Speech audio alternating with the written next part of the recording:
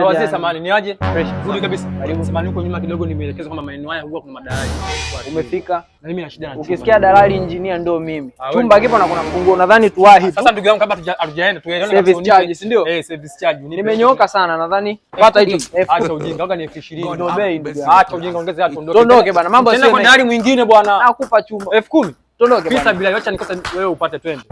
Sasa ndugu yangu, nadhani chumba kama ulivyokiona ni miongoni mwa vyumba vibovu zaidi. Acha ujinga. Chumba kikali sana hiki ndugu yangu. Hiki chumba tusipoteze muda. Kodi shilingi ngapi hiki chumba ili jioni ya leo ni hamia? Kodi ni 50. 50. Utakupa 1,500,000 miezi mitatu. Acha ujinga. Namaliza. Chumba kikali hivi, cheki mlango ulivyo imara. Ndani kuna vigae. Pazuri kweli. Mazingira yanavutia, kuna maji, choo kisafi. Alafu naambia 50 kwa mwezi. Hapa maji huwa yanatuama, labda tu hujakaa. Kwa sababu hujakaa hapa ndugu yangu, mimi napajua. Acha maji yatuame, mimi sina shida nao, mimi shida yangu ni chumba. Acha nikutumia 70 kwa mwezi hapo. Tuma 200 na 10,000. Hapo tuondoke. 70 hapana.